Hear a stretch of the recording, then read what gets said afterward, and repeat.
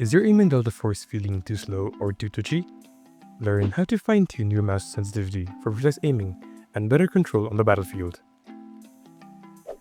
Changing your mouse sensitivity in Delta Force is a crucial adjustment for competitive play and personal comfort, allowing you to aim more accurately and react quickly. This setting is almost always found within the game's control or settings menu.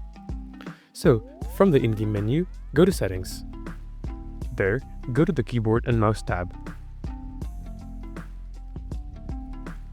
The first option there should be the option to change the mouse sensitivity. You can adjust it through either the slider or by manually inputting the value in the box.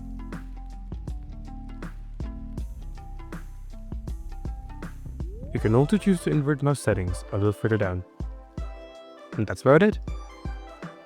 If you found this video helpful, be sure to go on and hit the like and subscribe buttons. That's a small action from you that helps make a big difference for us. And as always, feel free to comment your experience down below. See you soon! Bye bye!